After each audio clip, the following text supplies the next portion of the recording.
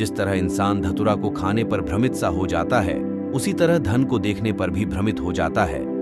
जिस तरह चिड़िया के नदी से चोंच भर पानी ले जाने से नदी के जल में कोई कमी नहीं आती, उसी तरह जरूरतमंद को दान देने से किसी इंसान के धन में कोई कमी नहीं आती है। किसी पराई महिला के साथ प्रेम प्रसंग करना लहसून खाने के समान है, क्योंकि लहसून चाहे कोने में बैठकर खाओ, पर उसकी गंध दूर तक फैल जाती है। कबीर कहते हैं, केवल वही लोग ही शुद्ध हैं जिन्होंने अपनी सोच को पूरी तरह से साफ कर दिया है।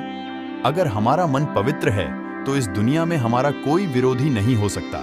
अगर अहंकार छोड़ दें तो हर कोई हम पर दया करने को तैयार हो जाता है। मनुष्य का स्वभाव है कि जब वह दूसरों के दोष देखकर हंसता है तब उसे अपने दोष याद नहीं आते, जिनका न आदि है न अंत।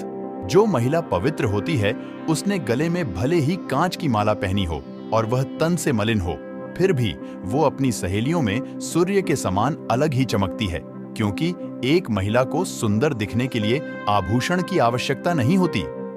कबीर दास जी कहते हैं कि सबके बारे में भला सोचो, न किसी से ज्यादा दोस्ती रखो और न ही किसी से ज्यादा दुश्मनी। कबीर दास जी कहते हैं कि किसी से मांगना मरने के समान है, इसलिए कभी भी किसी से कुछ मत मांगो। गुरु का स्थान ईश्वर से भी बड़ा है।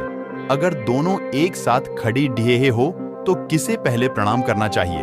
किंतु गुरु की शिक्षा के कारण ही भगवान के दर्शन हुए हैं। किसी औरत के चरित्र का आपको तभी पता चल सकता है जब वह आपसे बोलती है, क्योंकि इंसान की जुबान सब कुछ बता देती है, बस समझने वाला होना चाहिए।